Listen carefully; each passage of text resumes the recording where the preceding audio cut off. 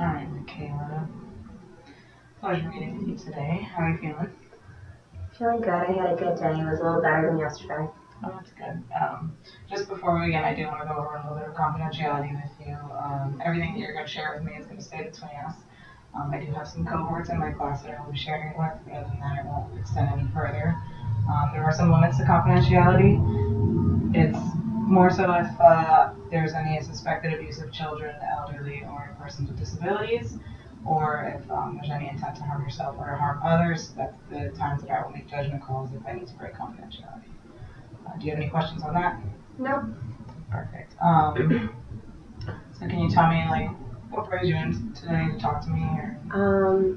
So I've been really stressed out. I've been given a leadership position at my job, and I'm orienting someone new. My boyfriend moved out of state, so we're trying to figure out distance. He currently is living in Atlanta, and I'm not a fan of moving to Atlanta, and I'm trying to figure out what's best for us. I've always had issues with anxiety and depression, like most people, but I feel like it's something that's definitely flaring up. That sounds a little overwhelming at the moment, a lot going on. But what would you say would be more predominant that you would like to address? The anxiety, the depression, like what are your symptoms or feelings on that? I think I'd like to focus more on anxiety. Okay. And what do you say would be like your, how does it affect like your daily functioning at all? Sometimes when I get very anxious, I have a hard time focusing. I have a hard time sleeping. Yesterday I had a hard time sleeping. I'm orienting a new nurse that has been giving me a lot of issues.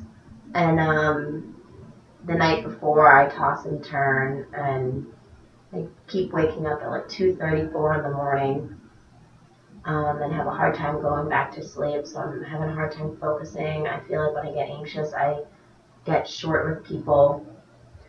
Sometimes I also can eat a lot of unhealthy things, and I've been eating really unhealthy lately. I got out of work late today, so I was especially unhealthy. But usually I'm much healthier. Well, that happens from time to time. So when would you say that this started occurring for you, these symptoms? It's something I've always had my entire life, but I feel like things have been, maybe in the past few months, getting a little harder since my significant other is a really big supporter in my life and he's not around as much to offer support. He's still very supportive, but he's just not around as much to talk to. It sounds like a big change, so I completely understand. That's normal. So you mentioned your sleep habits. Can you tell me a little bit more about that? Has that been more recent or? So I've always had, my sleep kind of comes and goes. I'll go for a while where I'm sleeping very well, and I'll go for a while where I'm not sleeping. And somehow whenever the sleeping happens, the sleep issues, I wake up at like 2, 3 in the morning at the same time, roughly. It's different every week if that happens. Other times I sleep too much, which I know can be associated with depression and other things.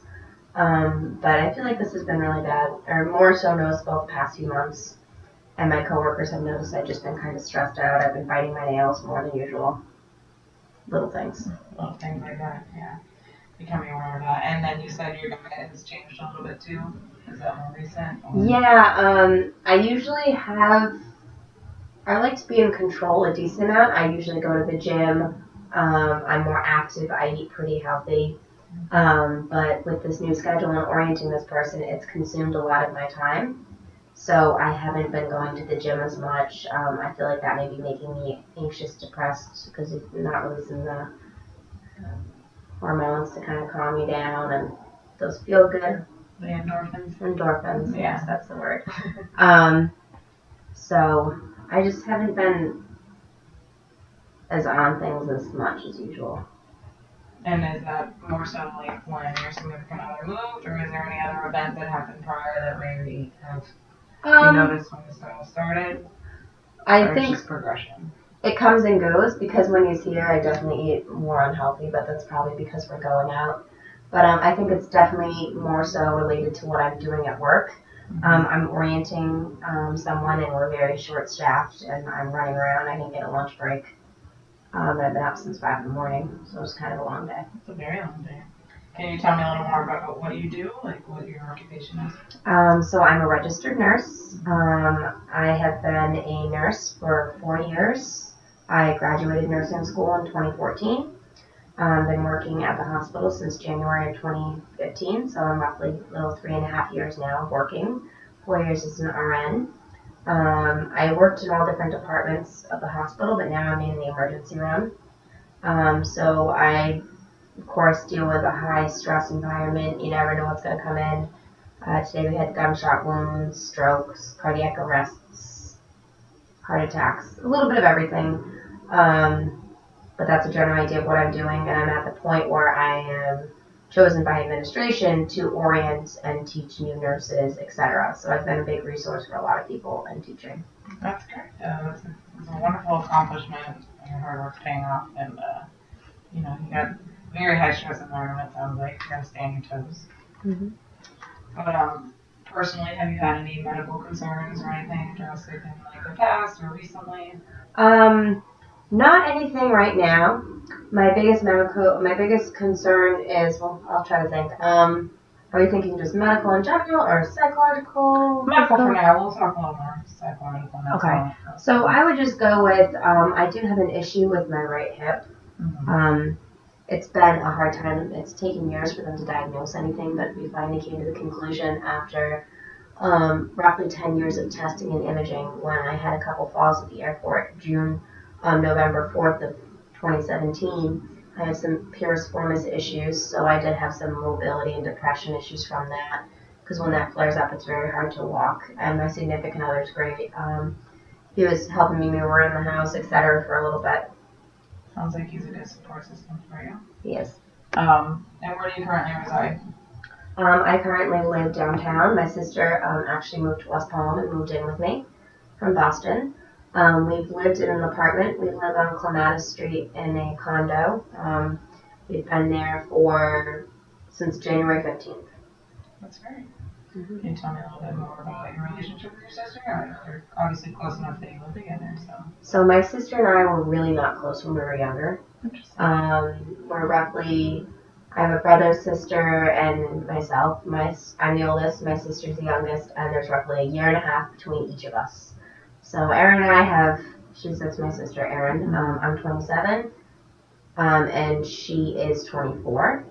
So when we were kids, I basically used to beat the crap out of her to the rite of passage into our family. I see. And she endured a lot of that.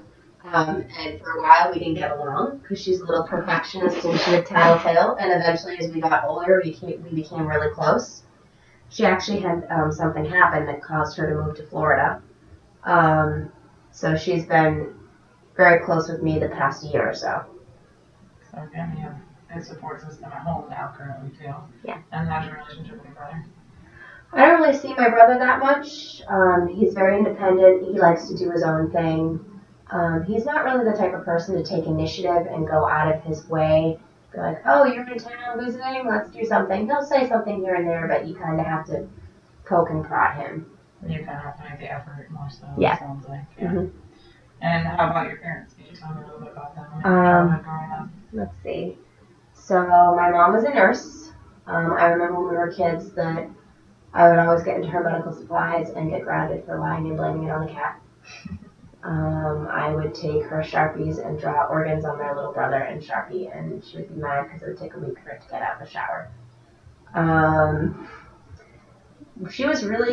mom was really good when we were younger, but as she's gotten older, and not just menopause, but in general, she definitely has some sort of bipolar. Her father is bipolar, and he was officially diagnosed with it. And my mother was never officially diagnosed, but based on some of the things she does, it seems like to me like she could potentially have some bipolar. And I do see some concerns with myself in that aspect because my mom and I are very different, but yet I see some things in her, and the things that I see that resemble her in my own self are things that I don't like about her. So I kind of worry that I'll be like her. She's very cold. Often Irish families are known for not being very affectionate, and I'd say with my family it's true. Um, I spoke with my mother on Mother's Day. We had a 22-minute phone conversation, and I remember being with my boyfriend and his family on Mother's Day, and they're like, "Oh, great, your mom answered," and I just started crying. They asked what was wrong, and I was like, "Well, 20," and I was like, I just started crying, and I was like, "Well, yeah, she answered. You know, it's the longest we've talked in 2 years. Despite me going home, I'll see her for 2 seconds in passing, and she just kind of goes out of and does her own thing." So, despite, me being home and such, having a 22-minute phone conversation with my mother, telling me about why am I not doing this, you can orient this new nurse better, don't give up, go for your master's, blah, blah, blah. So we've always had kind of issues in our relationship, and that's something that I could go into deeper just in general. As far as my dad and I are very close. I last saw him actually a week ago. He came to visit and was staying with me for a week. We went to the Keys. We went to Sunfest. We did a lot of fun stuff while I was here. Growing up, he kind of took the responsibility of both parents. My mom kind of seems like that parent that wanted kids and actually has kids and realized, ooh, this is a bad idea. I don't like kids. Let me go back to pet cactus. And realizing like maybe it's not ideal. So my dad and I have always been close, and like I said, it seems like he takes the responsibility and he takes on the weight of the family. And we are very similar. A lot of my strengths I see and I feel like I get from my dad. Determination, leadership, etc. That's great. So it sounds like you didn't really get a lot of warm and fuzzies from your mom, but lots of quality time with dad Yeah. and things like that. Growing up, my relationship with my mom, I think, definitely affected my relationship with women in general. And I was telling other friends about it in the past, how I always feel like women in general don't like me. I may go out with them and meet them for the first time, and I think they're really cool and fun to hang out with. But I always have that insecurity deep down. It's like, well, if my own mother doesn't love me or want me, why would someone want to hang out with me? So it's just kind of a little bit like self-doubt, sounds like. Yeah. And it's interesting because I could go up to the most attractive guy in the bar, etc., anything. And it just isn't it's harder than just like talking to a female. That like silent judgment doubt from my mother that I always got kind of always put it there. And it definitely caused a lot of issues with dating when I was younger, especially in my teens. Now that I'm in my 20s, not so much, especially in my late 20s where I have an idea of what I like, what I don't like, what I'll tolerate, and what I won't tolerate, and for how long. But when I was a kid, my mom used to always say I would date the lost puppies. I would date the pothead or idiot when I was like the straight A student. We're kind of like your complete opposite Yeah. in personality Yep. and stuff like that. Your family there. Your relationship with them now have they like been married or have they? So my mom and dad are together. It's very interesting. They've been married for 29 years, roughly, almost 30 years. They have a very interesting relationship, and I try to ask my dad about it all the time. I just kind of get, your mom, and he kind of walks away. So my mom definitely has some hoarding issues, which I know can be linked with anxiety. She's a really big hoarder, and she has been for a while. And it's kind of tearing apart the family because you walk in their room and she has junk piled everywhere. And it's definitely torn her apart. We tried to help her, which I guess didn't. When my dad bought her a trip to France and she came back and everything was thrown out, that didn't make things better. I'm sure that was difficult for her if those things helped die to her or whatever. Yeah, we kept like wedding dresses and big stuff, but she would keep, for example, my parents own a couple properties, and one of the properties in the garage, she has 27 doors. I don't know why. I counted them one day. 27 doors. New, old, pink, yellow, blue. 27 doors. Don't know why. How does that make you feel about everything? I definitely think that she does have a lot of issues, and like I said, I do worry that because I see she's very anxious and how she is. Sometimes I feel like how she can be like that a lot more frequently than I can, but I feel like we all have our best self and our worst self. And my best self, I feel like I am strong, determined, confident. And I feel like my worst self is impulsive, irrational, quick to act, don't think things out, which I guess goes with irrational. I feel like my worst self is kind of how I see her be, and it kind of makes me worried that I'll have that coldness towards things. And I've been a little bit more cold. It's a lot of it's associated with my job. When I first became a nurse, I would go home crying every day. Patient said something mean, this, etc. Patient passed away. And now I learned that it's not that I don't care. I just learned to cope things differently, because if I take things home, I would be a mental wreck for myself, my family, and I wouldn't be able to take care of patients. So how do you feel that you cope now? In a weird way, I've learned to kind of justify things.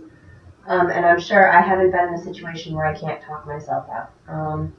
Fortunately, I have not seen a pediatric code.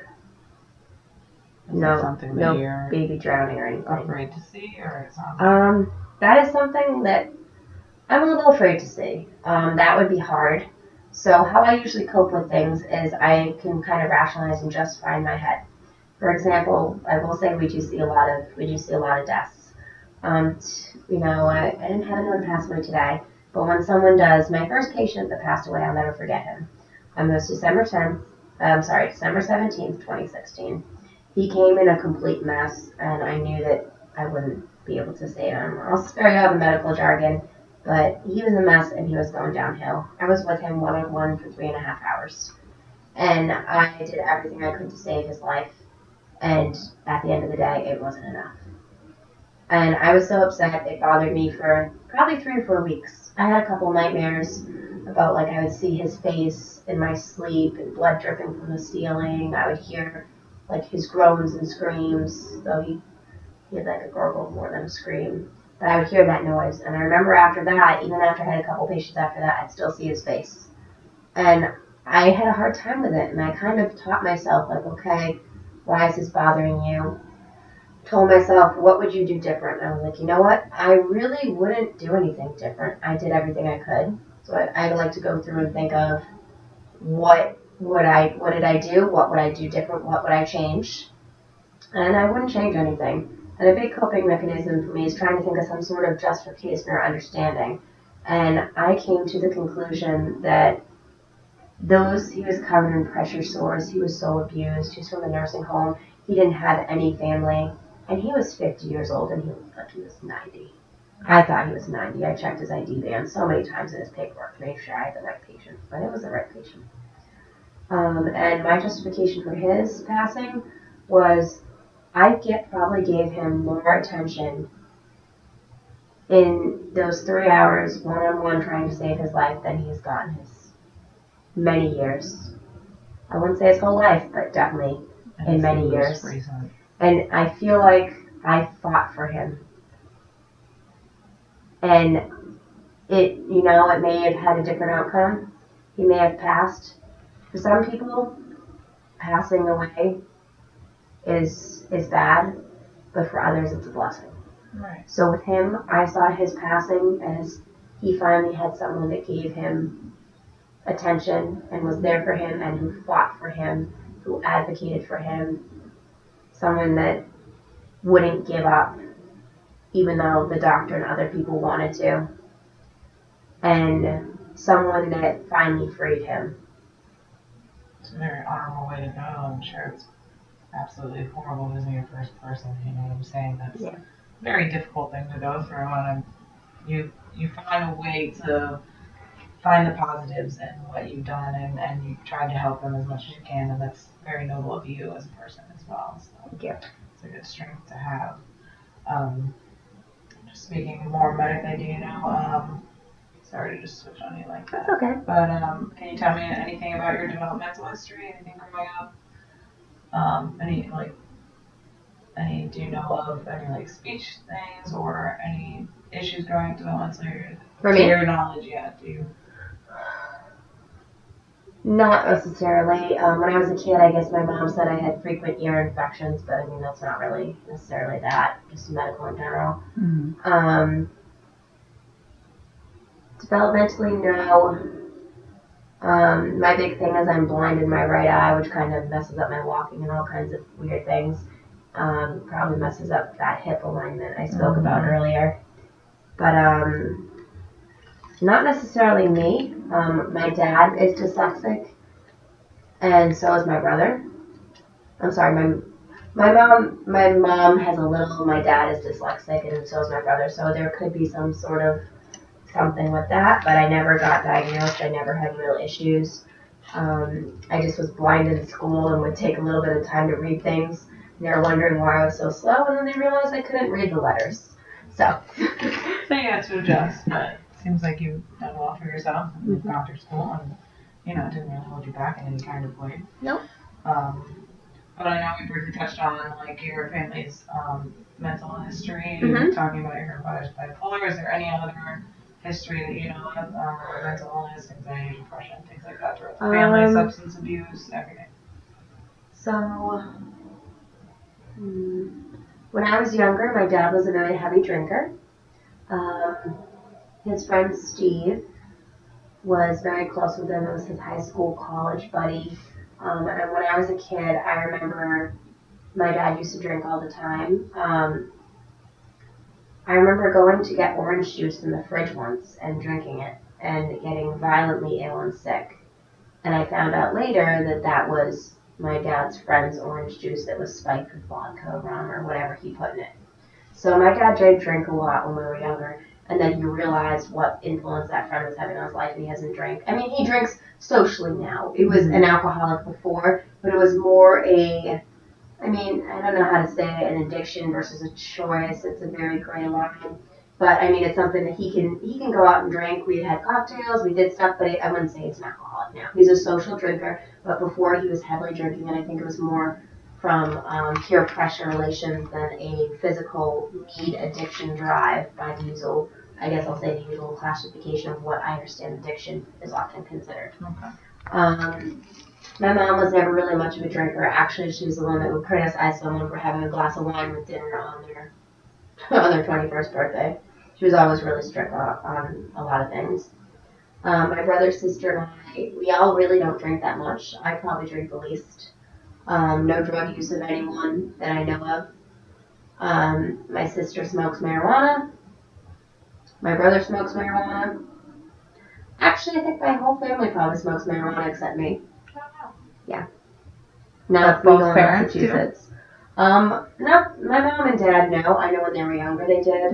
But my sister smokes occasionally. She says she prefers it over drinking. My brother does, and not only have I not really had any interest in anything like that, but my job wouldn't allow it anyway. I've never done cocaine, heroin. I smoked pot one time when I was 18. Cried in the corner and giggled for 3 hours and ate a bottle of some soda and ate a thing of Cheetos. So nothing was accomplished there. Doesn't sound like that. But as far as drug use, anything like that, nothing in my family. I did have an uncle, surprisingly. He was my cousin got married a couple years ago, and we did have an overdose in our family from him, which was a big surprise because he was really nerdy, quiet, and a band geek, and a school teacher. And he didn't drink. He didn't really do anything. He was always an hour early. So that whole thing was a big surprise, and was actually a medical examiner's case because it was so outrageous that they thought that someone may have foul played and did something.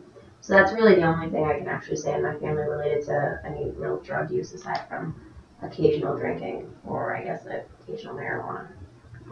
That sounds shocking time to go through. Yeah. Entirely. But,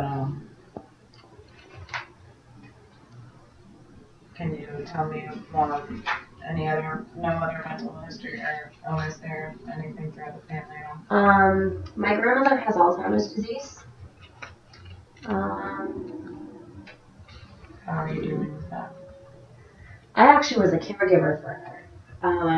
So when I was in nursing school from age 19 to 21, and let me tell you how cool it is being 21 years old and living with your grandma. You will have so many friends and everyone wants to know about your life. Oh yeah. So she has Alzheimer's. I took care of her. I was a full-time student. I would wait tables on the weekends, and I took care of her. So every morning I would wake up at like 6 o'clock in the morning, get her dressed, get her showered, give her breakfast. I'd go to class roughly like from 8 to noonish, depending on the day. Some days I had clinical, often from 7 to 7. It just depends. On days that I was off, I'd come back around lunch, make a snack, drop off some books, go about my day, maybe study, go to the gym, go out with friends, and then come back and give her dinner. I was her sole caregiver for 3 years until her Alzheimer's started getting worse and worse. It got to the point that she didn't know who I was. I did use that to my advantage a couple times, knowing that she was a nurse for a while, and even though she didn't have present memory, I did keep a pair of scrubs in my garage, and I would just wear them in the house. And when I walked in the door and she didn't know who I was and tried to beat me with a kitchen knife, I would just go in the basement, throw on a pair of scrubs, walk in the front door, introduce myself as her night nursing student, her nursing assistant. It depends what rolled out of my tongue first. And she would just let me in the house. So I would just hang out in the house for hours in the scrubs. And eventually she just got used to my presence. But over time we ended up having to put her in assisted living. So she's still alive. She has pretty bad Alzheimer's, and my dad is almost 60 right now, and he's worried that he's going to get it because I guess his mother, which is the grandmother, and my grandmother's parents both had Alzheimer's. So Alzheimer's is really big in my family, and my dad's just sitting there like, I got 11 years left before I get this because everyone gets this at 71. I need to plan my years and make them good, and he's been planning for years and figuring out his stuff. Sounds like you still found a way to make it work for her for a long time there, which is very nice. Mm-hmm. You also seem to take care of a lot of people, including yourself, because your mom didn't seem to do that when you were growing up. No, when we were younger, my sister more so than I will admit, she became an excellent housewife. She would do the dishes, she would do this, she would call, she would drop off the cleaning stuff, dry cleaning, all this stuff. My mom wasn't really good at being a parent. She didn't like the responsibility, or whatever her reasoning was. I can't actually say. But my sister definitely took on a lot of that. She's much more introverted. My sister's more quiet. She's very social, but she's primarily probably lounging around the house naked, reading a book somewhere. That doesn't sound like a bad way to live. No. Is that how your relationship is now at home? Is she still kind of like the housewife and everything for your living situation? Or So what's your role there? we definitely prioritize different things. For example, Dan and I were actually talking about recently about cleaning because he was visiting. Dan's my significant other. He came into town to visit for a long weekend and recently left. And we were talking about, he's like, wow, your sister loves to clean. I'm like, I don't.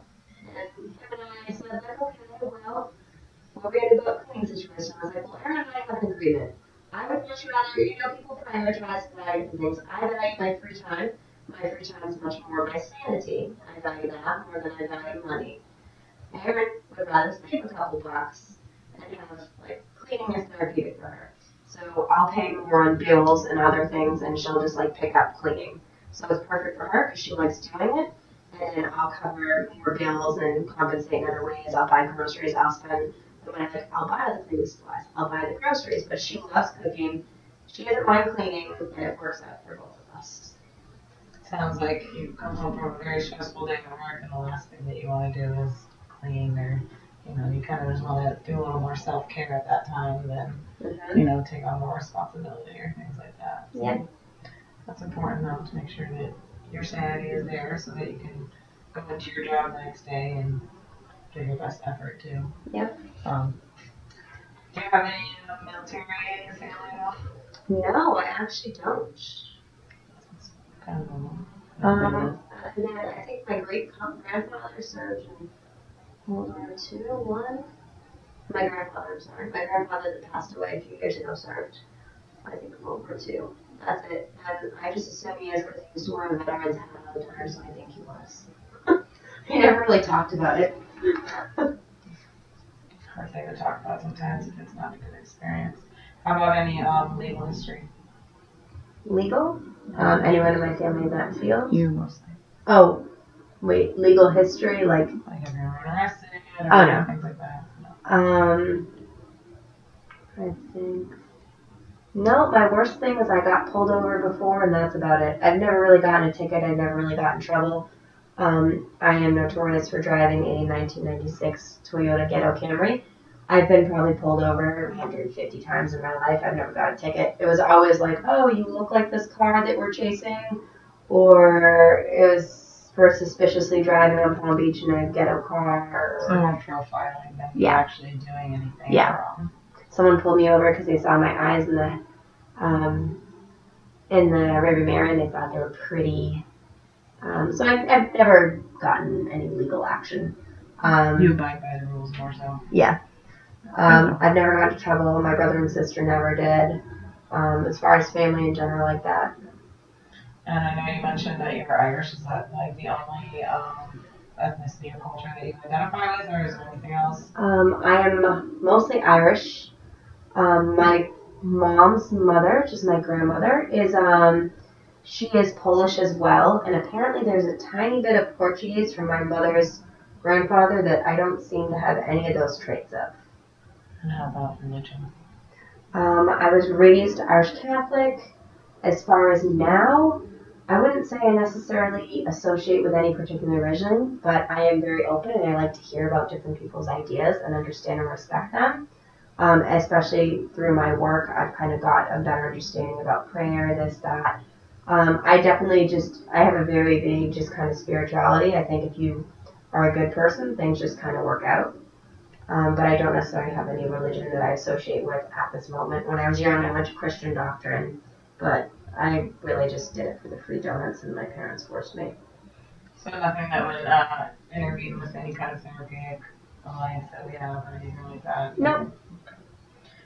Can we touch a little bit more back on your anxiety and tell me, like, do you notice any things that trigger it, or is it kind of more constant, or what kind of symptoms do you feel when you're feeling anxious? So things that trigger it. I've been a little better now. I like to have some type of control, but I don't like to control other people. I like to have a sense of control for myself, my thoughts, my emotions, my just general feelings, and how that affects myself and myself around other people. Not in a fake way. I just like to be there for other people, and I like to have good control of that. So as far as the anxiety, primarily it's the sleep, and sometimes I'll have a hard time focusing. And it comes and goes in waves. The other day I was talking to my sister, and she asked me if I should potentially see a therapist or speak with someone about potential bipolar. And this is not the first time she's mentioned it to me. She's mentioned it maybe as far back as 5 years ago. Because I'm definitely an extremist, which I think doesn't help. I'm an extremist by nature. So it's like, I'm doing this, or I don't. There's no middle what if. It's like, it's black, it's white. There's no gray. So I'm anxious, I'm calm. There's a dead body on the ground, there's a dead body on the ground, whatever. It's like one of the two, no, like calm. So that's something that she did mention. She notices I kind of get in anxious flares, and she thinks it could be good to for me to speak to someone about anxiety or just further in general those issues. So just so you're aware, and you're medically savvy as well, bipolar is more so manic and depressive symptoms, and not necessarily a quick switch like that either. So I don't want you to like self-diagnose with bipolar or anything like that. But what would you think that would be for you? Do you feel like the depressive symptoms are predominant at certain points in your life, and if so, how would you say that they are at that point? So I'm looking at something I wrote the other day. Like if I were to ask you if you were depressed today on a scale of 1 to 10, 1 being suicidal and 10 being the happiest you could be, where would you say you'd lie on the scale today? Like a 6 or 7. And what would an 8 look like? Oh, a better mood? I don't know. Fed and well rested. So your sleep and your appetite kind of fluctuate, and that varies with your mood too. Yeah, and then maybe a 10 could be like, just got awesome news, just got a new job, all kinds of awesome things, traveling. So as far as the bipolar stuff, I don't notice it as much, but she says that I go through moods. She says that she thinks I've been kind of depressed the past like 3, 4 weeks. I feel fine, which is something my sister mentioned to me. And she says I go through moods up and down of like elevated moods, sadness, anxiety, irritability, etc. I really just think that a lot of it's just life. Um, you realize you kind of get down a little low for a couple weeks, and you're like, oh, I'm there. I gotta get myself back up, get together, and you go back. I think it's just life fluctuations. You sound motivated enough that when you are in a down mood, that it's something that you can pull yourself out of when you're aware of that situation that's happening. The only time I've ever had issues and genuine concern with down moods was something I think was more, I don't know if biological is the word, but when I was working night shift, I got severe depression. And I also did have a moment where when I was with my grandmother, when I was teaching grandma, when I was helping grandma. So when I was in nursing school, I was in my hardest semester of nursing school. I was anxious all the time. I was the sole caregiver of grandma. And I ended up going to the doctors and they put me on Prozac, which is an antidepressant. I was on it for 3, 4 months and then I stopped. And then when I was working night shift as a new nurse, the new pressures, learning, not really having a support system, not really getting as much education as I think I should have had in general. I guess it's kind of medical field these days, so I hear and see. But I did develop a lot of sleep issues. I did develop some sleep issues then, and I definitely had suicidal thoughts. But I do not believe it was anything really, truly like psych oriented. I think it was often more so based on sleep. So I would work 7 to 7, go in at 7 at night, and leave at 7 in the morning. And I'm naturally, this is how I am after. I've been up since 5. It's late and been running around all day and I'm energetic. I'm fine, no coffee. But when I was sleeping, I could not sleep during the day. I just wasn't able to. There was construction outside my house, and even when there wasn't construction, I would try to get a good sleeping pattern, and everything still didn't seem to work. So I would leave work. I did not allow myself to have any caffeine after 10 or 11 p.m. I would leave work at like 7:30, 8 o'clock in the morning when I was done with all my charting. I would wear dark sunglasses. I would park my car in the dark garage, and I lived close to work. I only lived a few miles away. But I actually drove my car instead of biked because I didn't want to pump up my blood and wake myself up. So I went back home. I had the AC set to 65 degrees. All the windows of the bathroom and the living room, or the bathroom, and my bedroom, which were connected, were blacked out. I would take melatonin at work 2 hours before I left. I wouldn't eat or drink after like 5 p.m. or 5 a.m. So I had this thing down, and I still had a hard time sleeping. So first couple months, I'm like, first month I was like, it's so cool. It's 2 in the morning and I'm actually awake. This is awesome. I'm so social. And then it just went downhill. I just was really depressed, really tired. Second month, I was like, this is not so fun. And then third month, I was like, yeah, I really don't have a life anymore. Months 4 or 5 roughly is when I started getting kind of depressed. Wouldn't answer my phone. I wouldn't go out. I never really made a mistake at work, but I had a hard time focusing, and I caught a couple of near mistakes. I would cry at the nurse's station for hours, between the hours of 3 and 5 a.m. I don't know why. And when I had my period, it was even worse. The entire floor knew I had my period. I actually did start getting some suicidal thoughts. I never had any true intent, but I think it was one of those things. I was like, great, so this is happening. Okay. But I truly believe it was a lack of sleep. I did see a specialist. They gave me Ambien, which is something for sleeping. They gave me Xanax in a low dose, which I still have these days. I just never take it. A low dose that I could have for anxiety/sleep. And they put me back on Prozac, which is that antidepressant I was on. I did that for a few months. And even with those meds, I still was barely sleeping. I told my boss that it was getting worse, and I was like, you know what? I can't do this. Luckily, I'm a medical professional, and I kind of understand what these symptoms are. Mm-hmm. I understand I'm managing the best I can, but it's getting worse, and I can't live like this. I told them I need the first available day shift position in the hospital, or I'm going to have to leave this facility. So they got me somewhere else. The second I went on day shift, got rid of all the meds, everything's fine. Sounds like But a huge adjustment that you had to yeah, go through there, and it was a very rough time period in your life. But yeah, I would take a Prozac, a couple of Benadryl, an Ambien, and swig it with NyQuil, and I would probably sleep 4 hours. If I didn't do that, I'd sleep 2 or 3. If I did that, I could sleep 4 or 5 maybe. If I was lucky. that sounds very frustrating because all you Mm-hmm. want to do is sleep, and then you're doing everything that you possibly can, and you're still not getting the sleep that you want. Mm-hmm. And even now, it sounds like you're still not getting the kind of sleep that you really desire to have. Yeah, I think part of my sleep could be related to living downtown and hearing the trains go by. They recently did start a policy in West Palm where the trains don't really make as much noise when they go by, but I do live across the street from the Brightline station, so my quality of sleep has gone down since I've lived there. But my general happiness of being around things has gone up. Well, that's good that your mood is still up and lifted, even though your sleep's not improving as much as you'd like it to. With the no horns or whatever that's recently been implemented, have you noticed your sleep improving at all, or is it still Um, relatively the same because you are in the middle of the city, you said so? I haven't really noticed the new horns as much. It's nice walking out of work today and seeing a train and being like, oh, I don't hear a train, but I see a train. That was a nice feeling. But I haven't really noticed a difference.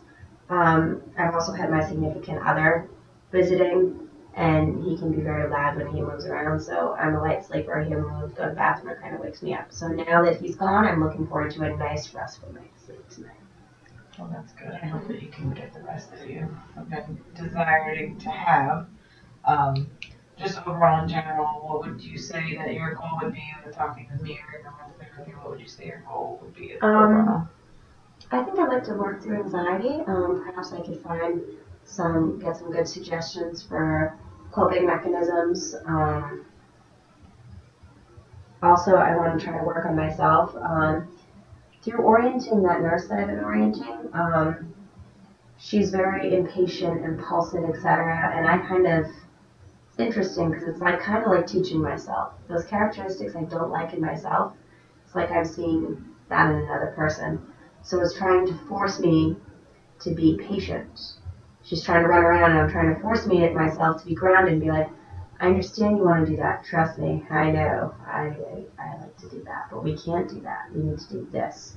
So I'm trying to see if I can get more advice on managing stress, anxiety, and just trying to see what I can learn about myself because I truly believe that therapy is good for everyone at some point in their life. I did go to a therapist in the past, a long time ago, when I was younger. And I felt like that situation was not really, it didn't really do anything. I feel like the therapist was very judgmental and I couldn't really communicate with her. And since I'm talking about it, so I may as well give a quick little info because this is probably something good for you to understand. So back in high school, January 2010, technically college, a lot of my friends are older. I was 19 at the time, and most of my friends were 21, 22, 23.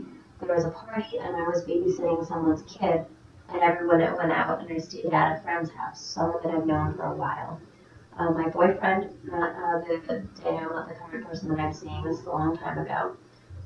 It's roughly 10 years ago, but that person at the time that I was seeing for a year and a half, my high school sweetheart, he was out of town. He was in the Army Reserves. He was doing some boot camp stuff. And I ended up staying at a friend's house. And when I was asleep, I woke up to someone like touching my back. It was really weird. It was around like 5:30 in the morning. I kind of thought nothing of it and went back to sleep. And then it didn't really stop. I kind of fully started waking up and someone was fingering me in my sleep. So someone that was a really close friend with me for years was violating me in my sleep. I woke up, kind of mumbled. He's like, oh, are you okay? He kind of played it off like nothing. I was like, oh, I'm fine. I got up, pretended like I was going to go to the bathroom. I was just so out of it, half asleep, that I don't really remember it. And I think part of it, I don't know if it's because I don't remember it or it's because I don't want to remember it because I trusted that person and I felt violated. But that moment, I remember the next day, And this is another thing, as we've discussed, torn apart. My relationship with my mother is a very big dynamic in my life, and primarily for the negative. And the positive from it is often what I see that I don't want to do to someone, which is could be some motivating factors for me. So I woke up the next, like, because I mean, there was a big snowstorm, and I was scared. I didn't really know what was going on. I was telling myself, did this happen? Did this not? You're really tired? Is this even real? He's one of your best friends. He would never do that to you, etc. This is strange. But I remember the next day, I just, I kind of stayed awake in the bathroom. I'm like, oh, I'm sorry, I'm up really early. I'm just gonna go take a hot shower. And I went in the bathroom for a couple hours, and I called my mom. My dad wasn't answering the phone. He was asleep or something, and she came and picked him up at like 7 in the morning. She knows I was acting very strange in the car. I ended up telling her about it three months later, and the response was like, she's like, I knew you were funny that way, and I was just like, oh, I guess that's what you get for staying over at Guy's house, was what she told me. So that definitely even put a further damper on our relationship when my own mother did not support that.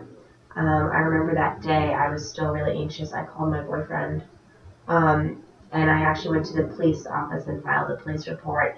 And it wasn't for me. I didn't want to press charges. I didn't want to do anything like that. He has a son. We were friends for a while. Not for a while, but I've known him. He's friends with my boyfriend, primarily. But I didn't want to cause issues, but I did want something on file, so if anything else ever happened, there would be record of it. So I could be like, I was not the only one, and there would be record. And this happened so many years ago. I wrote a little, like a diary article of that day, a journal. And I think I read it like a year ago. And I just remember those events of that day, the time, the movie I was watching, I fell asleep, and everything I remember did not change. It's been almost 10 years, and I still remember everything like it was yesterday. And it was just so strange to have that kind of violation feeling. I held resentment for a while. I would go back to Boston, and I ran into him a couple times. And one time, that fear went away, and I just cussed at him and screamed at him. And I didn't want to embarrass him. Most people probably would in public. I didn't want to make a scene like that. I just wanted him to be like, you know what you did, why won't you admit it? And then he did, and he apologized. And that's all I wanted. And ever since then, I felt better. But I did seek therapy for that. And like I said, the therapist was not very therapeutic. She was nice, but I just didn't feel like I was receiving the help that I should have been getting, or the support. So I kind of been hesitant to get any sort of therapy ever since.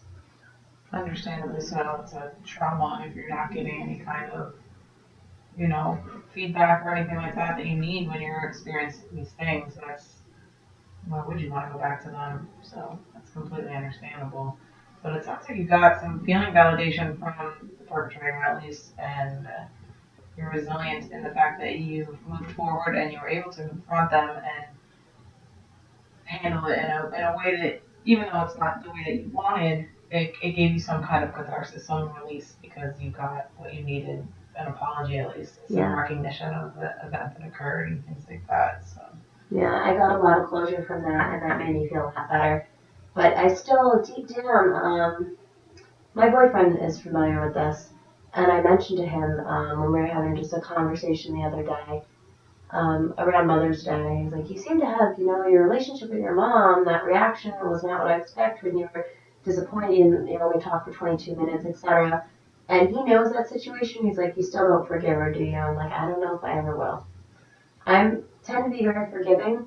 I don't like to hold grudges, but this is actually, I guess this is what grudge means. This is really the first grudge I've ever really held in my life. The fact that I was scared, alone, etc. I had issues after that happened. My old boyfriend Ray at the time would visit me in the dorm rooms. I used to have nightmares. I wouldn't be able to sleep if he was in the bed with me. And I mean, we were together for like a year and a half before that. So he would like sleep on the floor on an air mattress, and I went and bought a twin size mattress, and he'd just sleep on the dorm floor. I woke up scratching my walls, ripping things off the walls. I would wake up with like scratches across my chest and blood. I somehow drew blood and scratched myself in my sleep. And I was like that for a while. For a couple months. Any male friends? I distanced myself. Unless you were my brother, my dad, my boyfriend, I didn't let, or any family, biological family, I did not let any males around me. I stopped going out with my guy friends and all that, which is very unlike me because most of the time I hang out with my guy friends. So that was definitely a big thing that was very strange for that time of my life. He broke your trust. So Yeah. it was somebody that you knew and that you cared for, and so for that trust to be gone, like, it's Yeah. pretty normal not to trust anybody, especially as a male gender at that point in your life. Like, that's a remarkable thing if you've even gotten past that. That's a lot to handle for a woman at 19. Mm-hmm. So how do you feel about that situation now? Now I feel a lot better. A weird situation is something recently happened to my little sister, and in some weird way, so we had a friend that visited a couple months ago as one of her good friends. My sister actually moved down here in with me. Quick little story about her. So she was dating someone for like 6, 7 years. And she last year, January 2017, called, and she said that she was having, she was having like a rough day and she wanted to stay. She was visiting me in Florida, and she called her boyfriend and said, "Hey, I left Florida, I want to stay." And he's just kind of like, "Oh well, you should just stay in Florida." And she's like, "Really? You want me to extend my vacation?" He's like, "Well, I was gonna break up with you when you got home anyway." After like 6 or 7 years, she was 23. They've been together since they were like 15, 16, so it's been probably close to 8 years actually. Um, but yeah, and they're, I think they're like 6, 7, 8 year, whatever. I don't even know how many years it was these days. Their anniversary was like the week after. She came back. She was all depressed. I was watching her, and like I told you earlier, those issues I was having, like she was having those suicidal thoughts, but she was hearing things. She kind of had a lot of, she didn't have suicidal thoughts. She had a lot of, she didn't sleep for a long time. She wouldn't sleep. She wouldn't eat. So she was answering a doorbell, and we don't have a doorbell. She was seeing things that weren't there. She was talking to people that don't exist. She was definitely having some sort of like psych hallucinations from that lack of sleep. So she ended up ultimately moving to Florida. So my old apartment was in Old Northwood. We shared a 750 square foot apartment. It was a 1 bedroom. She slept on the couch, and I kind of turned it into a little comfy, turned my living room into like a bedroom for her. And I kept the bedroom, and eventually we recently got that new apartment in West Palm. So it's nice to have a nice place that's our own. So we've become much closer, and I feel like her moving here and me moving to Florida in general has caused so much growth for both of us. And that's definitely a big thing in not only our dynamic and relationship, but one of our things in general. Her moving here is one of the best things that's ever happened to me. We have become inseparable, and that, I wouldn't say hatred, but just natural child resentment, fighting, battling for power. It's gone away, and I have a best friend. That's amazing. That's great that you can have that relationship with your sister, and growing up it wasn't always that hunky dory, but now it is, and you've grown together in a way, you have that support, and you know that she'll always be there for you. Just want to let you know we are getting close to time here, so I don't know if there was any other issues that you wanted to address today, or if you would be interested in talking to me again at some point. I don't have any other issues, but I definitely would like to schedule something with you again. I feel like you're very receptive. You've really been listening to everything I've said, and I can tell by your body language too that you're not giving me funny looks when I say anything. You're just having a warm face expression, and I feel comfortable telling you a lot of information that I've hid from many people over the years, and I would definitely appreciate some help from you. Well, I'm glad that you feel that way with me at this moment. I definitely look forward to talking with you again. You sound like a very resilient young woman, so we'll talk about it in a minute when it was best for you to meet again, okay? Okay. Thank you very much. Thank you.